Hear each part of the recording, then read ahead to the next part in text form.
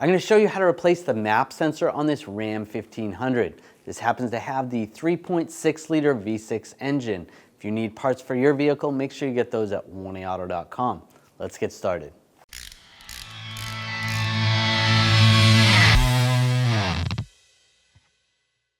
I'm going to loosen up this worm clamp, use a 8mm socket.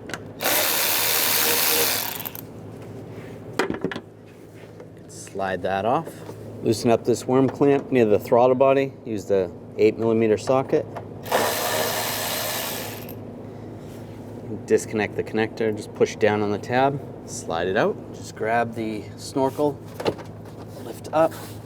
There is a hose back here, just push down on the tab. Slide that hose off, and slide that out. Disconnect this connector. I'm just using a pick. There's a little lock right here. Just push that lock tab back.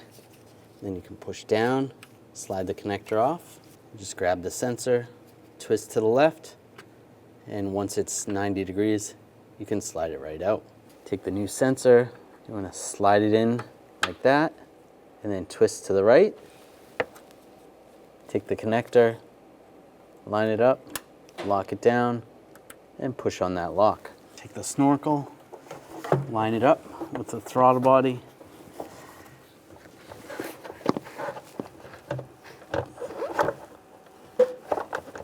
Get that over. Push it on, and then push it onto the grommets in the back.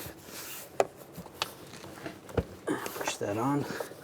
Take this hose, line that up, lock it down, connect the connector.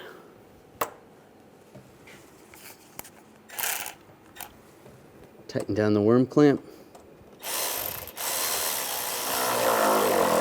I'll slide this over the airbox and tighten down the clamp.